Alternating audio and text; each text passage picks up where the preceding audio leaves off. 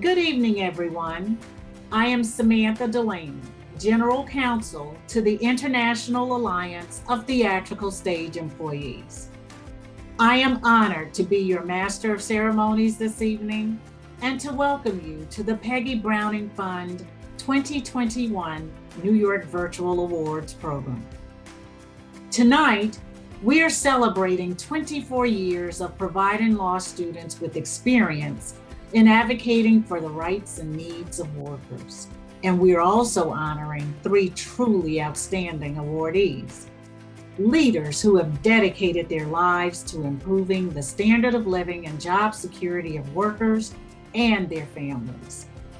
Tonight's awardees are George Gresham, Amy Young, and Daniel Brent. We are also remembering a very good friend to the Peggy Browning Fund, Joseph Vitale. Along with our awardees, we would like to thank the members of tonight's host committee for their success in raising funds during a pandemic to help support the Peggy Browning Fund's important programs. So sit back, relax, and enjoy a beverage of your choice, as I am pleased to share the following message from the Peggy Browning Fund's president and founder, Joe Lurie. My name is Joe Lurie. I'm president of the Peggy Browning Fund. I'm also founder of the Peggy Browning Fund. Peggy was my wife, and this fund was founded as a legacy to her. She was a very big believer in workplace justice, the labor movement, unions. I think she's certainly a person who cared for people. She was a union-side labor lawyer, and she was the first union-side labor lawyer appointed to the National Labor Relations Board. And she was passionate about the labor movement and believed in unionism throughout the country. And she was a progressive person, and she put her words in actions. Unfortunately, about a year after she got appointed on the board, she developed breast cancer. And throughout the whole cancer, she never missed a day. She was the toughest person I ever met, and she was impassioned about the labor movement, and also a great woman, you know, and a fun partner. After she passed away, I decided to honor her by establishing the Peggy Browning Fund and continuing her legacy. I came up with this idea to encourage law students who are progressive and interested perhaps in the labor movement to work for economic and social justice in the United States. I decided that I could do this by setting up a nonprofit, and it worked. It worked extremely well.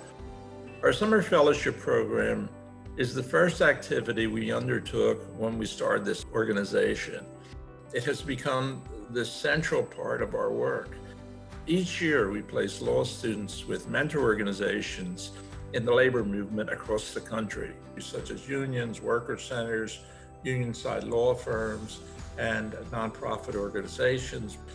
These students have the opportunity to experience what a career would be like advocating for workplace justice.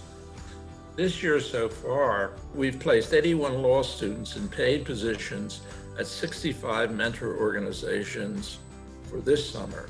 We have found an enormous increase in applications this year, over 23% more than last year. Some of this increase, we believe, is due to the fact that we were able to offer all of our 2020 fellows paid positions in mentor organizations. And we ensured that our students could work from home and have a successful experience. The word got out, and we're very proud of that. The second program is our National Law Students Workers' Rights Conference, held over 2 days every year in October. Students participate in workshops, panel discussions, keynote addresses, and networking. On an average, we have 170 to 180 law students from all across the country. In 2020, because of the virus, we live streamed the conference virtually over 3 days. This was wonderful. We hosted 178 students and were able to draw from labor and employment law experts from all over the country. Our third program is our regional workshop program. I'm advocating for workers' rights. Each year in the fall, we coordinate 1-hour panel discussions at law schools across the country, from NYU to Southern University, from Harvard to UC Irvine and Washington University. In 2020, we coordinated 14 virtual workshops sharing what it's like to practice law for workplace justice. We know that workers' rights everywhere are being attacked.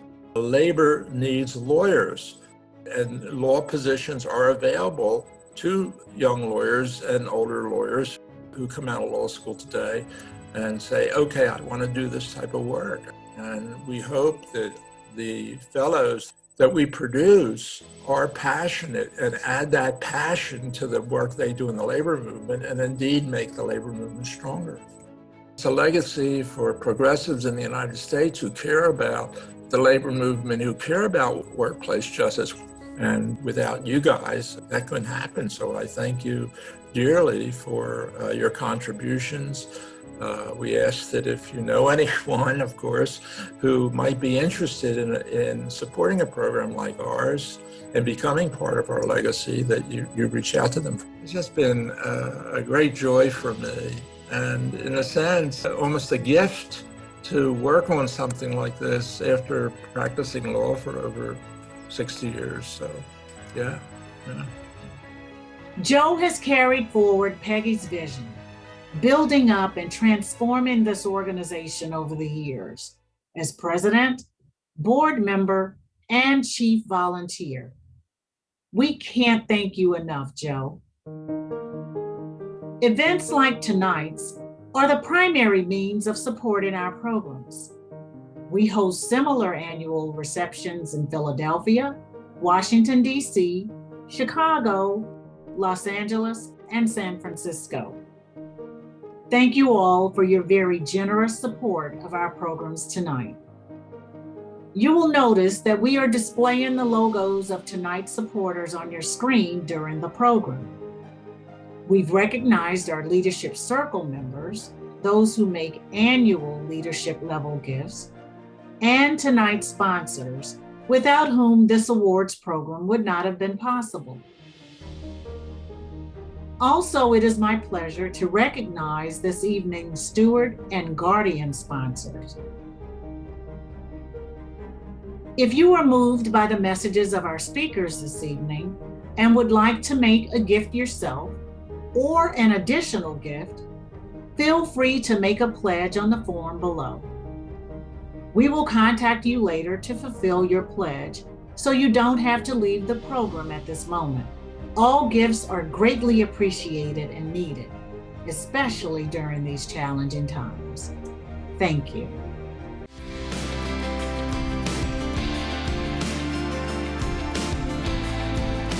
Each year, we call upon one of our summer fellowship alumni to share their fellowship experience.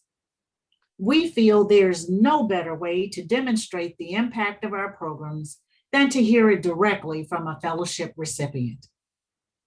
Tonight, we've asked 2020 and 2021 Summer Fellow, Summer Omar, to share her thoughts on choosing a career representing workers and their families, and her experience as a Summer Fellow during a pandemic. Summer is a student at Yale Law School. She completed her first fellowship in 2020 at the New York Hotel and Motel Trades Council. Before law school, Summer worked at the Center for American Progress in Washington, D.C. during the 2016 election. She was a policy fellow for an attorney general's campaign in New York and volunteered with Unite Here Local 33, helping to facilitate a school-wide commitment writing campaign to help delay the implementation of the National Labor Relations Board's announced ruling denying graduate students the right to organize as employees. This year, Summer will be working at her second summer fellowship at New York State United Teachers. It is my pleasure to introduce to you Summer Omar. My name is Summer Omar. I'm a second year at Yale Law School. I grew up in Queens, New York. Both my parents immigrated from Egypt. They were both pharmacists and they were able to join union jobs right out of college. And I think it basically gave them a sense of security and stability from a really young age. And I think really is the reason that they were able to have a middle-class life and raise a family in a way that they wanted. I feel like I have a personal stake in this and that this is something that I want to pursue professionally. I was really excited to have the opportunity when I found out that I would be chosen as a Peggy Browning Fellow. I really wouldn't have been able to pursue this interest outside of the fellowship. The vast majority of programs or even just individual positions were unpaid. And I think that's sort of the norm in this space and in public interest in general. But I think that's why Peggy Browning really stood out to me, because it combined both exposure and a real learning experience in the space with the support to actually practically pursue it. I was really just grateful that I had that chance. Over the summer, I was a fellow with the Hotel Trades Council in New York. And I learned a lot about not just how a labor union works from the inside, but why labor unions are so essential, especially during a difficult moment like the pandemic. You had workers who are mostly people of color being asked to go back to work at a time when there really was a lot of uncertainty around this new virus that posed serious health risks, not only to workers, but to their families that they would have to go home to.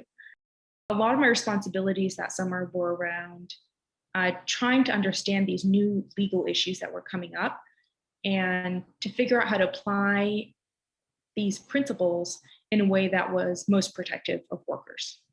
So my entire internship was remote, but I think something that surprised me was that I didn't feel like I missed out on any part of the program in general. My supervisor still took the time to show me the kind of work that they did, let me sit in on meetings that the union held internally.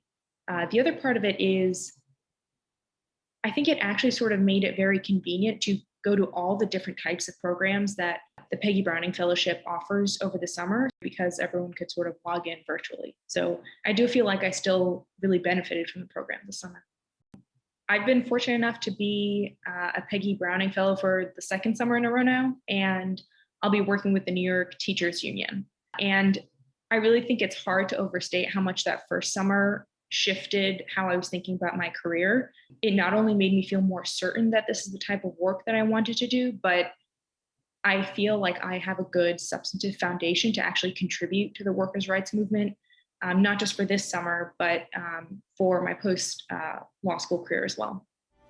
I'd really like to thank the Peggy Browning Fund, not only for helping me find my footing that first summer, but also giving me the opportunity to really pursue a career in workers' rights.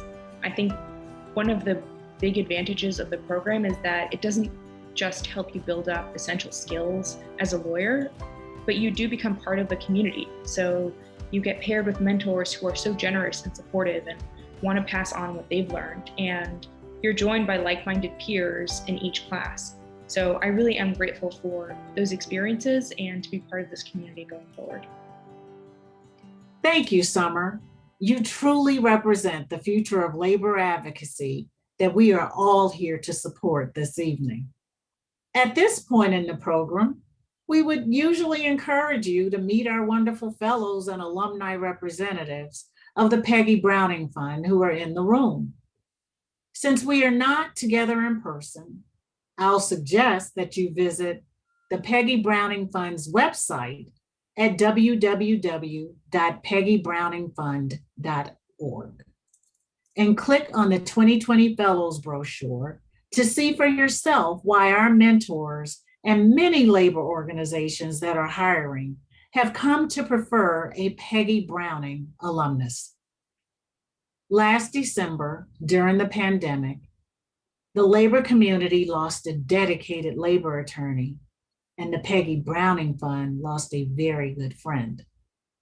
We were all saddened to hear the news.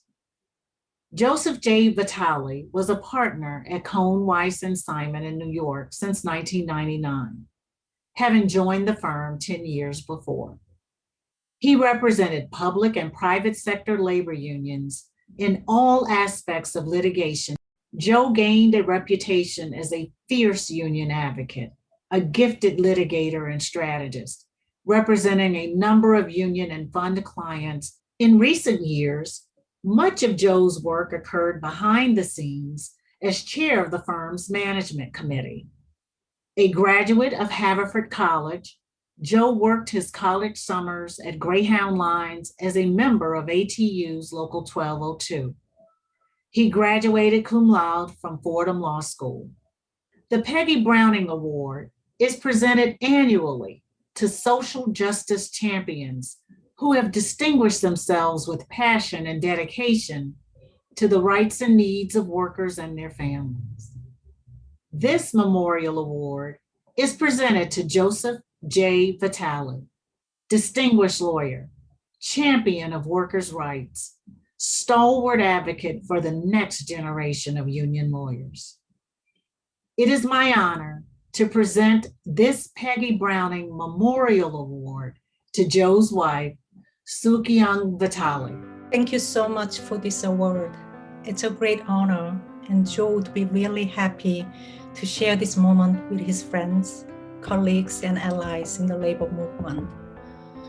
He passed away unexpectedly on December 18 last year. He was only 57. He left us way too soon, and we are all heartbroken over this untimely loss. Joe was very committed to the labor movement, social justice, and workers' rights.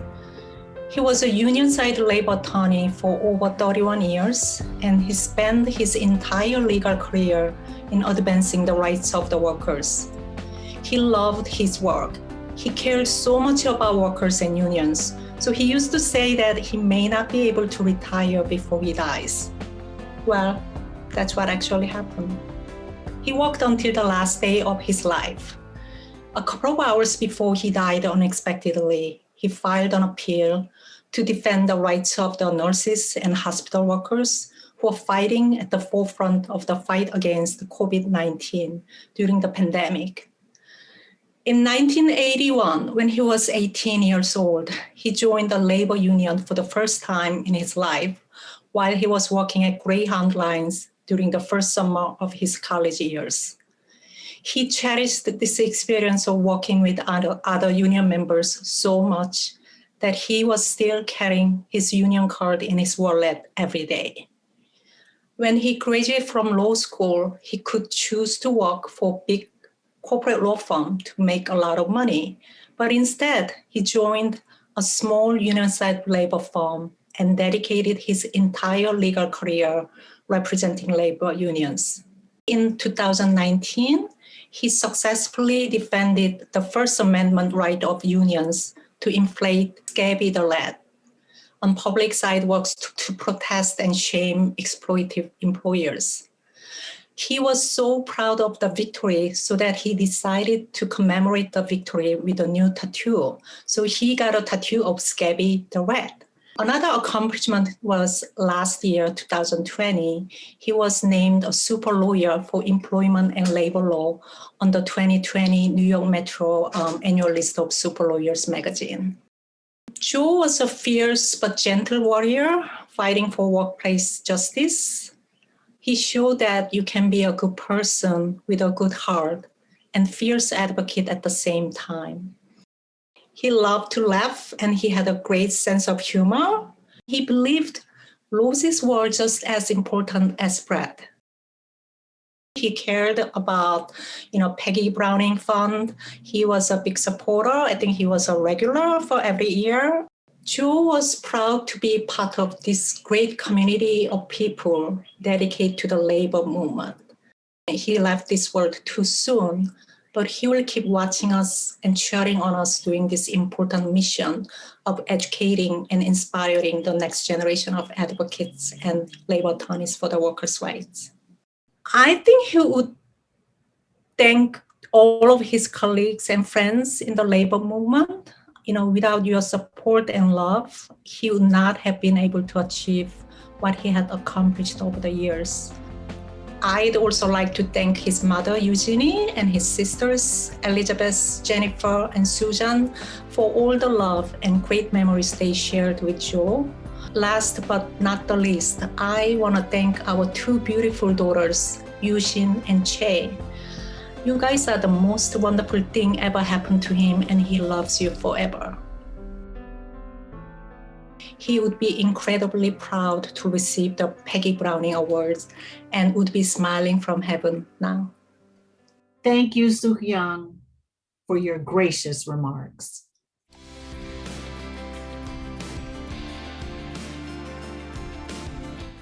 Our next awardee is an impartial arbitrator who has resolved more than 4,000 arbitration cases in public and private sector disputes, addressing a wide range of disciplinary, contractual, and legal issues. He has been appointed a panel arbitrator in deciding disputes between unions and management in many sectors, including serving for more than 2 decades as a salary arbitrator for Major League Baseball and the Major League Baseball Players Association. Currently, he is a national contract arbitrator for the U.S. Postal Service and both the American Postal Workers Union and National Mail Handlers Union.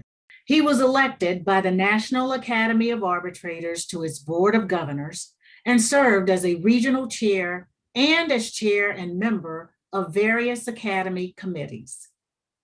A graduate of Oberlin College, he attended Hofstra Law School and is a fellow of the College of Labor and Employment Lawyers. The Peggy Browning Award is presented to Daniel F. Brent, fair-minded arbitrator, stalwart supporter of collective bargaining, resolving conflicts between labor and management. I am happy to introduce tonight's awardee, Daniel F. Brent. Thank you to the Peggy Browning Fund for the great honor of receiving the Peggy Browning Award. It has been my privilege to have worked for decades with Union and Management Council, with union representatives, business agents, and organizers and stewards, with human resources and personnel executives, with AAA case administrators, and with my arbitrator colleagues. Together, we comprise an intertwined community, collaboratively fashioning our special brand of industrial justice. To appreciate our arbitration community, I want to focus on 2 essential aspects of labor management dispute resolution: honor and privilege. Arbitrators with different styles and from many backgrounds are selected repeatedly because employers, unions, and union members accept us as people of integrity and honor. We are not perfect, nor are the people whose cases we judge. We conduct ourselves guided by an unswerving belief that achieving the right result based on the facts before us and the party's contract is a matter of honor, regardless of the consequences to us individually. We deal forthrightly with advocates who trust our perception, judgment, and discretion. Most of us do so humbly because we value the men and women whose work life is entrusted to our care and because of the importance of this trust. As referees between an employer and its employees, we arbitrators are expected to understand the context of the party's dispute, to redress overreaching by either side, and to provide just decisions by correctly applying the party's bargain in a manner that preserves the dignity of all. In both collaborative and contentious bargaining relationships, the continuing success of the arbitration process is a testament to the community of professionals who participate in the process. It is my privilege to serve within this community. Access to binding arbitration is a privilege that only union employees enjoy. Their employers derive enhanced stability from their partnerships with unions, despite their divergent interests, and although they do not always see eye to eye, because both sides know that a trusted neutral, well-versed in the law of the shop, will resolve their dispute in a manner that permits the employer and the union to continue functioning for their mutual benefit. Thus, dear colleagues, honor, and privilege pervade our efforts to achieve workplace justice. It is my particular honor to receive the Peggy Browning Award because I knew Peggy as she appeared before me many years ago at arbitration hearings in Philadelphia before she was appointed to the National Labor Relations Board. Her elegant professional demeanor, her intelligence, and her extraordinary ability as an advocate set a high standard for all to emulate. When I see Peggy's picture featured at these annual events, I feel once again the loss to our community and to the world of this wonderful, talented person. Her memory continues to be a blessing as it inspires the cause that brought us here tonight. The efforts of her husband, Joe, and others to perpetuate Peggy's values as her legacy have developed a valuable cadre of union-side lawyers. Many of them have appeared before me as vibrant, effective advocates for their union clients and the members they serve.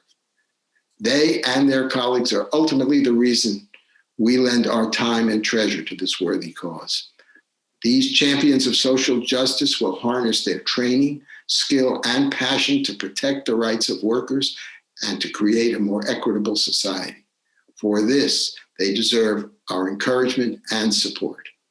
Finally, I am grateful to have been married for 40 years to Sally Steinberg Brent, who has been with me every step of the way and through every case. And for our children, Adam, Lily, and Howard, and their spouses, Courtney, Jonathan, and Charlie. And especially for Howard and Charlie's 15-month-old daughter, Marley, who generates sparkle and joy in everyone's eyes. They all enrich my life immeasurably. Thank you for honoring Peggy Browning by honoring me.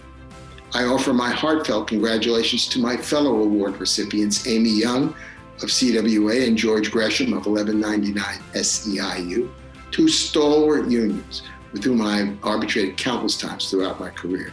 It is a pleasure to share tonight's event with you. May all of us continue to work together to provide justice in the workplace. Thank you, Dan. Our next awardee is an experienced lawyer who has represented labor unions for nearly 3 decades. In her current role, she serves as district counsel to District 1 of the Communications Workers of America. She manages all aspects of legal representation for CWA in New York and New England, in duty of fair representation claims and discrimination claims. She oversees the office's docket of NLRB charges, arbitration, litigation, and public sector matters. Prior to becoming in-house counsel, our awardee was a partner at Simmel, Young, and Norum, where she represented and advised CWA on a variety of matters. She also worked as an attorney with the Legal Aid Society in her home state of West Virginia, handling family law and landlord-tenant matters. She is a graduate of West Virginia State College, Rutgers Law School, and is a long-standing member of the AFL-CIO Union Lawyers Alliance.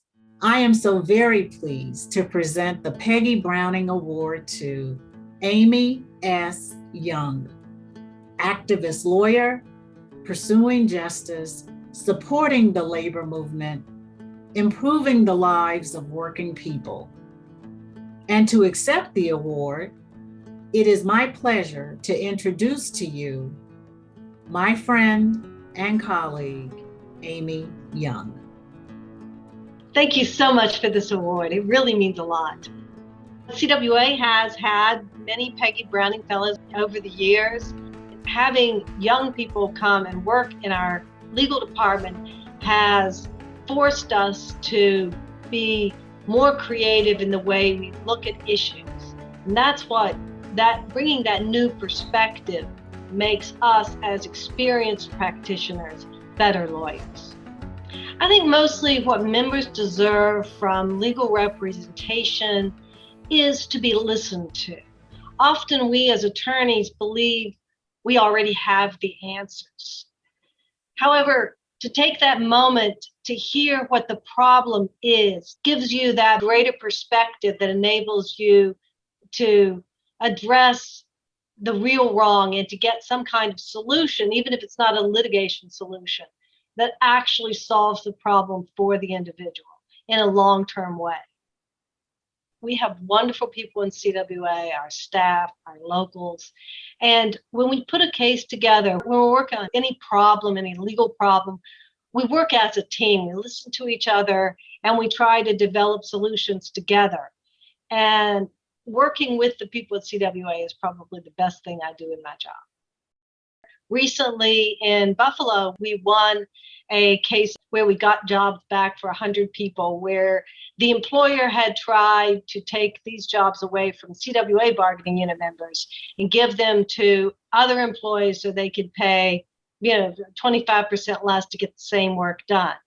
And it was a great team effort to present our case to an arbitrator, to prevail in that case and get those people their work back and the back pay they're entitled to. During the pandemic, our members have been required to do more work, to care for more patients over longer hours without the assistance they should have.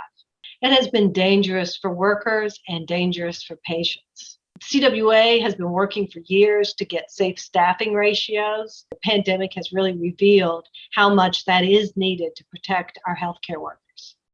When I decided to go to law school, I didn't think I would fit into any kind of traditional legal job. I decided to go to law school in order to work on the issues that had already been important to me, making things better for people who were working in jobs like the ones that I had already been working in since I was 14, 15 years old. When I was in law school, I'd come from a poor background. I didn't have a lot of opportunities. And I only got my first job, with CWA because someone could vouch for me. And I was told by the person who interviewed me that I didn't really have a good resume for labor. And one of the reasons I didn't was because I hadn't had the leisure as a young person to volunteer places. I could only take jobs where I was getting paid. Peggy Browning has been important to enable young people who wouldn't otherwise be able to afford to work for unions during their law school to be able to have that opportunity. Without Peggy Browning, only people who came from wealthier backgrounds could volunteer to do labor work and to learn that trade. That's the point of having something like Peggy Browning, because no matter who you are, where you come from, you're given an opportunity to take that step up.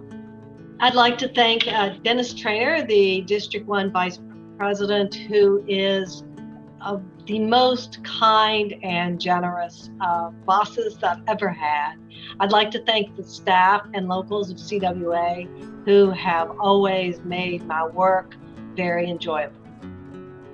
Thank you so much for this award. I really appreciate it. Thank you, Amy, for the critical work you have done on behalf of workers. Our final awardee this evening began his career in the housekeeping department at Columbia Presbyterian Hospital in Manhattan, moving up to become a clerk in the radiology department, and then through the 1199 Training Fund, studied to become an MRI technologist. Over 4 decades, he has held nearly every position at the union and was elected president in 2007. His leadership has secured the highest standards for healthcare workers in the nation. He has also led the union's growth to more than 400,000 members throughout Massachusetts, New York, New Jersey, Maryland, Washington, D.C., and Florida. Having built a powerful voice for healthcare workers locally, statewide, and federally, he is a national leader for social justice. Our awardee sits on the boards of the NAACP, the Children's Defense Fund, the A. Philip Randolph Institute, the Coalition of Black Trade Unionists, SEIU, with more than 2 million members, and various other organizations. It is my pleasure to present the Peggy Browning Award to George K. Gresham, union activist, inspirational labor leader, supporting the labor movement, improving the lives of working people. It is my great honor to present this award to our final awardee this evening, George Gresham. I would like to thank the Peggy Browning Fund for this very prestigious award and the wonderful work that you continue to do to both mentor and create the ability for working people in this country to have legal representation when oftentimes the odds are stacked so much against them. It's an organization like the Peggy Browning Fund that makes it possible for organizations like mine to hire the best of minds and give working people a real chance at justice. We depend tremendously on our legal department to help us. We provide the strength, the membership, and the political awareness. But if we did not have astute legal minds to go against the many barriers that get thrown against us, workers wouldn't have a chance. Our union has had Peggy Brown interns, as a matter of fact. It seems to me every time we have a Peggy Brown intern in our organization, they come with that perspective that they can do meaningful work, that their services matter. We get particularly proud when they end up at $11.99 because we feel it fits right in with the DNA of our organization, which we've always been a social justice union. You know, this is a once in a lifetime experience, the experience of this global pandemic. What our members did was they would get up, they would leave their families with the fear of will they return the next day, as they watch many of their colleagues and co-workers succumb to this, watch patients who died alone because they were not able to be visited by their family. This was day after day after day after day for over a year. They could have easily said, I am sick, I'm not feeling well, and therefore I'm going to call in sick. But they didn't do that. They came to work, they helped us to flatten the curve. They truly were heroes because they faced something that we've never seen before and did it with courage and commitment. You know, when my father became a Teamster, it was never to get rich, but he was able to get a decent living. That status has changed now. And what we have to do is not only organize based on union, but based on social activity, because what the boss does the best and has always done the best is to divide working people. But I think there is a moment in this country that there is an awakening of that. I think it's more than a moment. I expect that it can really grow and evolve into a full movement. And I think that is what's needed at this point. I want to thank someone that I lost in 2017, my then wife for 39 years, who was with me in every phase of my journey with 1199. And I miss her so much, but her spirit will always be with me. I am really honored with the work that Peggy Browning has done. It's such a significant thing for working people. I thank you so much from the bottom of my heart and on behalf of the 450,000 members of 1199. Thank you, George, for all you do for workers and their families. Congratulations to all of our wonderful awardees from the greater New York area, and thank you to the members of our host committee. We hope you've enjoyed tonight's virtual awards program. It has been a pleasure to serve as your master of ceremony and to celebrate with so many friends and colleagues.